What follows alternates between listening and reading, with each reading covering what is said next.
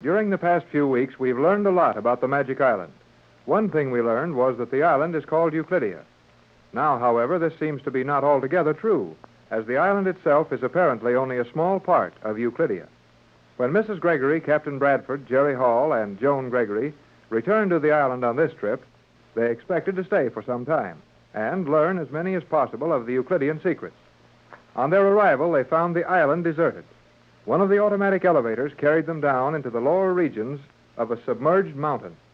We find them now in a room of polished steel, 200 feet below the surface of the South Pacific Ocean. Well, here we are again. Yes, Jerry, here we are again. You should not say, here we are again.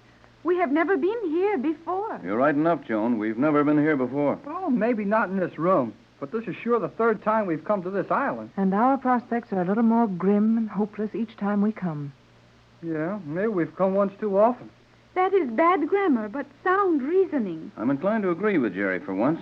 If I'd had any idea we would run into a setup like this, I doubt if we would have left Los Angeles. But, Tex, Joan had mentioned something of a larger colony she thought existed. That is true, Captain Bradford. I did mention that, though I was very indefinite about it. I'm not blaming you, Joan, but one of us certainly should have thought that the Euclideans would have a larger place in that island for the operations they were carrying on.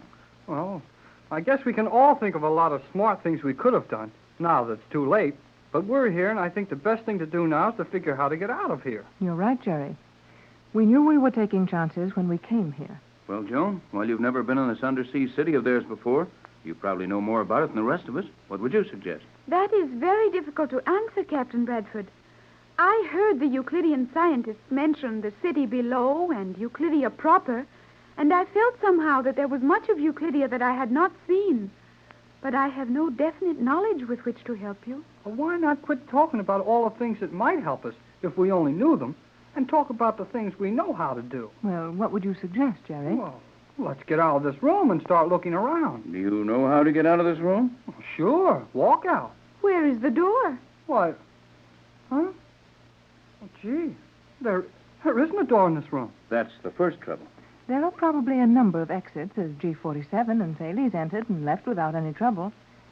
But to me, those steel panels all look exactly alike. I think we would find it useless to attempt to leave until provisions are made for that. Well, I'm getting tired of all that stuff. You can't even open a door until you get permission. Take it easy, Jerry. Won't help anything to get all worked up over this. After all, we did get ourselves into it. Yeah, and didn't old G47 say we're to have our freedom here and not be locked up? Precisely, Jerry. But it is possible our quarters are not prepared at the moment. Yes, Joan, that may be it. At least I hope it is. Well, why couldn't we go out and walk around this underground town or whatever it is? I don't see why we have to stay in here until they decide where we're going to sleep. Maybe you, two took G47's invitation to look around too literally, Jerry. I'd say that while we apparently have our freedom and are allowed to go sightseeing as much as we like, there'll be several places we'll never see the inside of. That is logical, Captain. G47 has probably gone to prepare the other Euclideans for our arrival. He will undoubtedly instruct them as to how much we are to be allowed to observe. That's my idea, Joan. Then our freedom of the city is to be in name only, like those tours one may take in a forbidden country. Well, we might as well stay home as go on that kind of a tour. We are not likely to leave home now, Jerry. This is our home for all time. No, Joan, it isn't quite that hopeless. After all, G47 has the same interest in science that the captain has, and many things can happen. And I'll bet things will happen all right. Be relieved to have them start. Sounds like they've started. What was that? Over there, on the other side of the room, one of the steel panels flew open. Sure did, and there's a light on in the room there. Tex, isn't that my steamer trunk in that room? Steamer trunk? Oh, let's go see. But how could your steamer trunk, whatever that may be, get down here in Euclidia? I can't imagine. Well, at least we can hear ourselves walking now. Gee, I like to make noise when my feet hit the floor. Well, that's something now, isn't it? Look at that room. Oh, Tex, what an attractive little room. Like a stateroom on a fine ocean liner. Mother, are those not your articles of clothing? Yes, Joan. My things are as well laid out in this room as if a maid had cared for them. Boy, and there's a wooden floor in here. Listen to this. This is the most natural place I've seen since we left Los Angeles. I never imagined such a room could be found in Euclidia. Well, it looks like you're fixed up all right, Mrs. Gregory. Now, if the rest of us can find rooms like this, we'll be okay. But how did my things get here so quickly? I'd say that we weren't as much alone as we imagined when we came off the boat. You are correct, Captain.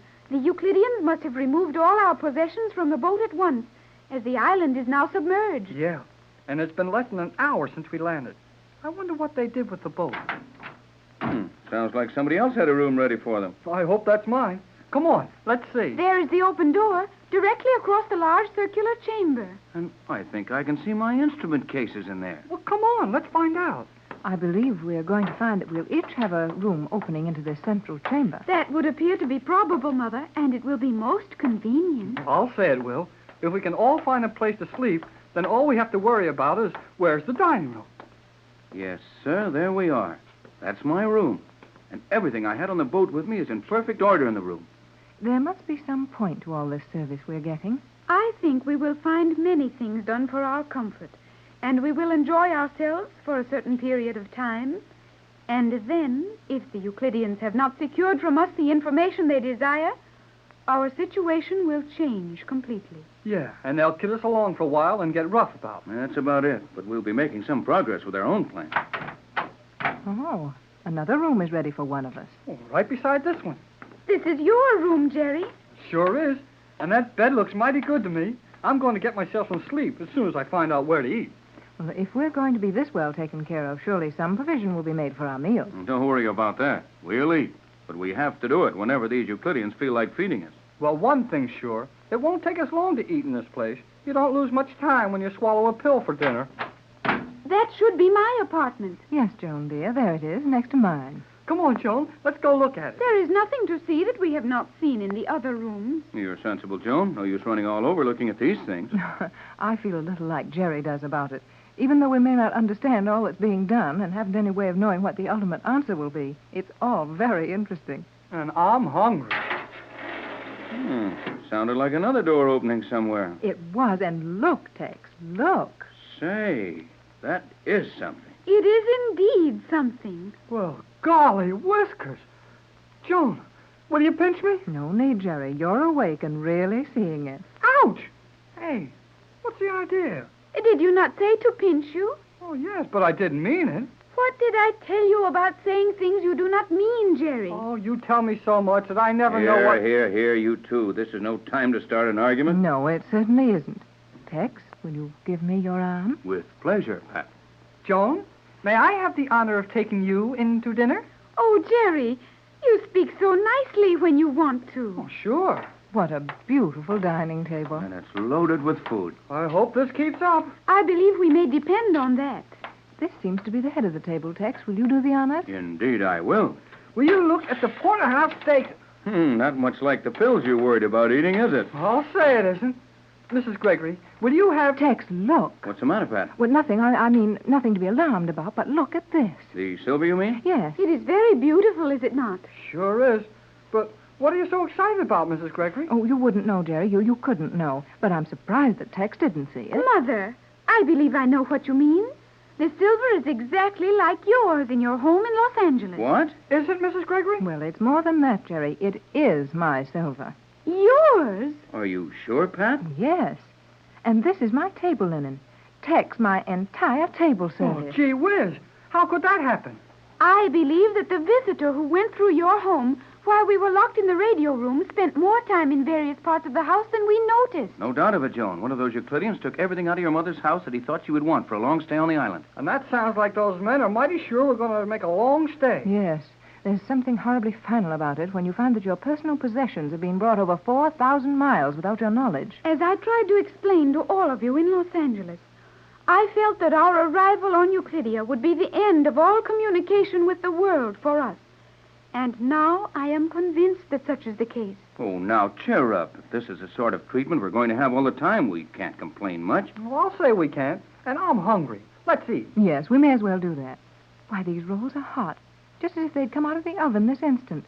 And yet, why, we've been here for several minutes. Well, that's not startling, Pat, if you'll notice that each bread plate is a small electric grill. Boy, it sure is. And that's why this steak has kept so hot.